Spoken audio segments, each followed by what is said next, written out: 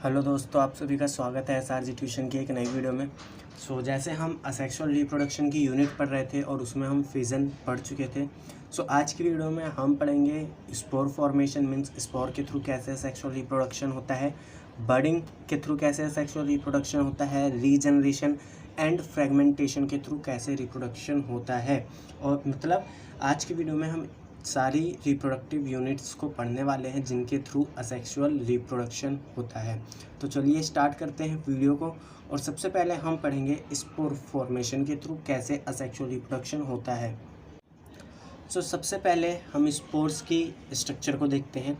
Spore are minute single cell thin और thick walled propagules. जो spore होते हैं वो छोटे सिंगल सेल और मोटी या फिर पतली लेयर के प्रोपिग्यूल्स होते हैं। Dispersive structure which also form new individuals. और जो हमारे स्पोर हैं ये डिस्पर्सिव स्ट्रक्चर के होते हैं, मीन्स ये एक जगह से दूसरी जगह पे फैल जाते हैं और नए इंडिविजुअल्स को पैदा करते हैं। Motile spore are called zoospores. ऐसे स्पोर जो मूव कर सकते हैं उन्हें हम कहते हैं zoospores. The non motile spore are named variously such as conidia, oidia, etcetera. और ऐसे स्पोर जो मूव नहीं कर सकते उन्हें हम कई सारे नाम से जानते हैं, जैसे कोनिडिया हो गया, ऑडिया हो गया। ये सारे मूव नहीं कर सकते, ये एयर के थ्रू डिस्पर्स करते हैं। ठीक है, तो सबसे पहले हम पढ़ेंगे जो स्पोर्स के बारे में, जो क्या है, एक मोटाइल स्पोर है। ठीक है, तो सबसे पहले हम जो स्पोर्स पढ़ते हैं, मोटाइल एंड फ्लैजिलेट स्पोर। ये मोटाइल यानी मूव कर सकता है और फ्लैजिलेट स्पोर मीन्स इसके पास एक फ्लैजिला होता है जो इसकी मूवमेंट में हेल्प करता है।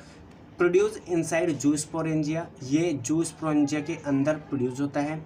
Flagella help to swim in aquatic habitat for proper dispersion. और जो फ्लैजिला है वो क्या करता है, इन जूस्पोरस को हेल्प करता है एक्वेटिक हैबिटेट मीन्स पानी वाली जगह में स्विम करने के लिए, मीन्स तैरने के लिए, ताकि वो अच्छे से एक जगह से दूसरी जगह फैल सके। The reproduction by zoospores occur in lower fungi like phycomycetes. Example में एक्लाया एल्बुगोआ। जो रिप्रोडक्शन है जूस्पोरस के थ्रू वो लोअर फंगीज में देखा जाता है, जैसे फाइकोमाइसिस्ट। ठीक है, और इसमें कई एल्गाई भी होती हैं जैसे क्लेडोमोनास और यूलोथ्रिक्स। ठीक है, जूस्पोरस हमने पढ़ लिया। अब हम पढ़ते हैं कोनिडिया स्पोर के बारे में। नॉन मोटाइल स्पोर, ये ऐसा स्पोर है जो मूव नहीं कर सकता। प्रोड्यूस सिंगली और in chain by constriction at tip of hyphal branches called कोनिडियो spore.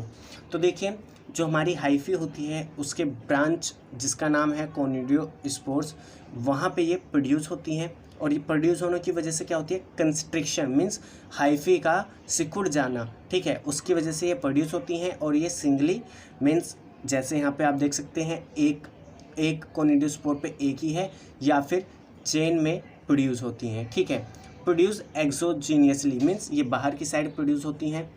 Formed in Penicillium and other ascomycetes. अगर एग्जांपल की बात करें तो पेनिसिलियम और जो बाकी एस्कोमाइसिट्स के मेंबर हैं वो हमारे इसमें आते हैं। ठीक है, या वो कोनिडिया स्पोर्स के थ्रू अपना सेक्सुअल रिप्रोडक्शन करते हैं।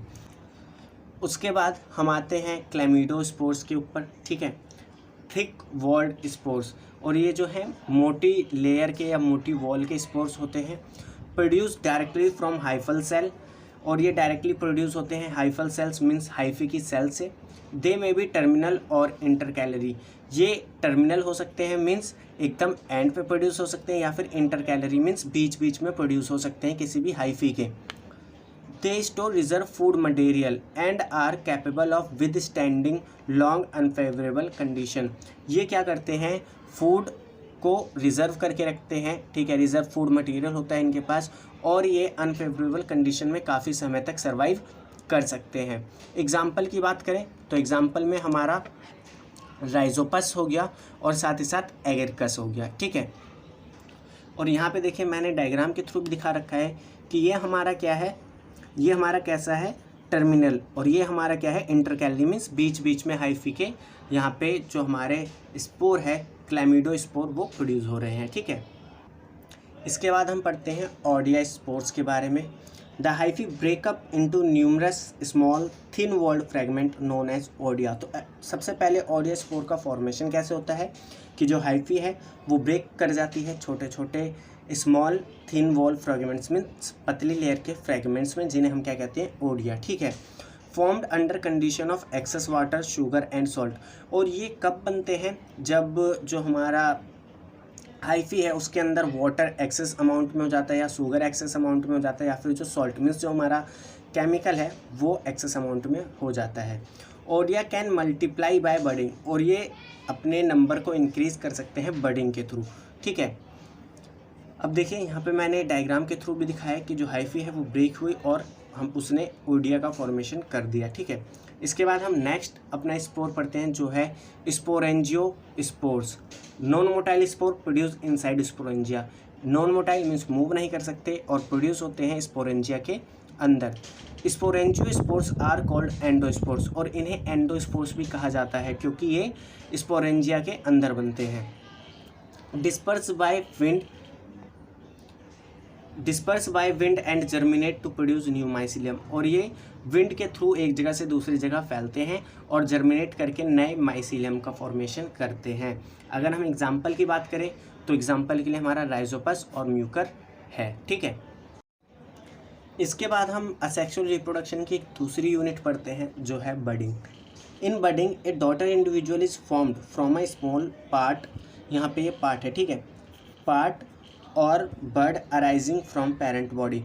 तो बडिंग में क्या होता है, एक डॉटर इंडिविजुअल फॉर्म्ड होता है एक पेरेंट के स्मॉल पार्ट से, जिसे हम बड कहते हैं, ठीक है। अब हम बड पढ़ते हैं यीस्ट में कैसे बडिंग के थ्रू असेक्सुअल रिप्रोडक्शन होता है और एक नया डॉटर बनता है। An outgrowth develop on one side of cell. इसमें क्या होता है, सेल की एक साइड में एक आउटग्रोथ डेवलप होती है, ठीक है। Nucleus divide mitotically and one nucleus shift into outgrowth now called bud. अब क्या होता है, न्यूक्लियस जो है वो डिवाइड करता है माइटोटिकली, मीन्स माइटोसिस होती है वहाँ पे, और दो न्यूक्लियस फॉर्म होते हैं, तो एक न्यूक्लियस जो है वो मूव कर जाता है एक आउटग्रोथ के अंदर, मीन्स जो हमारी आउटग्रोथ हुई थी वहाँ उसके अंदर मूव कर जाता है, और इस आउटग्रोथ को अब हम बड कहेंगे, ठीक है। There is unequal division during budding. The young bud is small, it grow in size, get separated and mature into new yeast organism। अब देखिए जब बडिंग होती है किसी भी ऑर्गेनिज्म पे तो वहाँ पे जो डिवीज़न होती है वो अनइक्वल होती है, मीन्स छोटी बड़ी डिवीज़न होती है। एक सेल जो बनेगी वो छोटी होगी और एक सेल जो बनेगी वो बड़ी होगी। तो जो छोटी सेल होती है वो हमारी यंग बड होती है, मीन्स नई हमारी डॉटर होती है। वो साइज में ग्रो करती है और अपने पेरेंट ऑर्गेनिज्म से अलग होती है, मैच्योर होती है और एक नया यीस्ट ऑर्गेनिज्म बनाती है, ठीक है। यहाँ पे देखिए डायग्राम के थ्रू भी मैंने दिखाया है कि एक हमारा पहले बड है, एक हमारा यीस्ट है, उसके बाद यहाँ पे एक आउटग्रोथ डेवलप हुई, न्यूक्लियस का डिवीज़न चालू हुआ और न्यूक्लियस मूव करने लगा आउटग्रोथ के अंदर, ठीक है। फिर न्यूक्लियस कम्प्लीटली मूव कर गया आउटग्रोथ के अंदर और उसे अब हम क्या कह रहे हैं, बड। उसके बाद बड क्या करेगा, मदर सेल से अलग हो जाएगा और एक नया बड बनाएगा, ठीक है। Sometime yeast may bear many buds which may further bear daughter bud. This budding stage in yeast resemble with genus Torula. Therefore, this condition is called Torula stage and the process is known as torulation. अब देखिए कई बार ये होता क्या है कि यहाँ पे जो बड बनी, ठीक है, ये सेपरेट होने से पहले ही अपने ऊपर एक और डॉटर बड को क्या कर लेती है, कैप्चर कर लेती है या क्या कर लेती है, बियर कर लेती है, मीन्स धारण कर लेती है, ठीक है। और ये जो बडिंग स्टेज है कि एक बड बना और उसके ऊपर एक नया बड आ गया, ये ज़्यादातर देखी जाती है टोरूला जीनस के अंदर। टोरूला बेसिकली एक जो हमारी जंगली यीस्ट होती हैं उनकी फैमिली है, ठीक है, उनका जीनस है, ठीक है।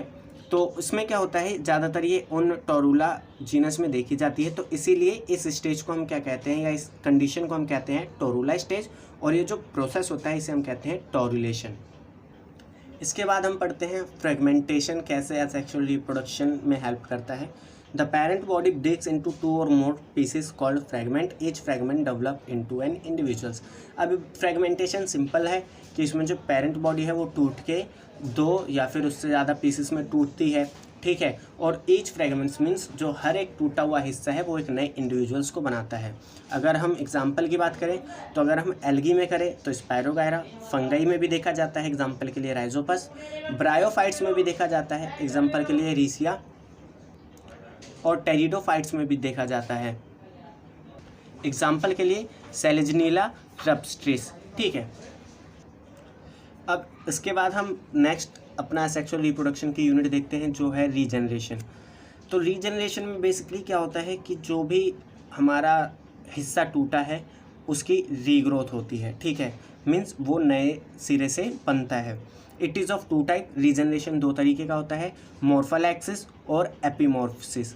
ठीक है, मॉर्फोलैक्सिस में क्या होता है, the whole body grow from a small fragment, example के लिए हाइड्रा, प्लेनेरिया एटसेट्रा। इसमें तो मॉर्फोलैक्सिस में क्या होता है कि एक छोटे टूटे हुए हिस्से से पूरी की पूरी बॉडी डेवलप हो जाती है। ठीक है, तो हम कह सकते हैं कि एक छोटे से हिस्से से रीजनरेशन होता है एक नए डॉटर इंडिविजुअल्स का। एग्जाम्पल की बात करें तो हाइड्रा और प्लेनेरिया। ठीक है, उसके बाद हम एपीमॉर्फिसिस की बात करते हैं।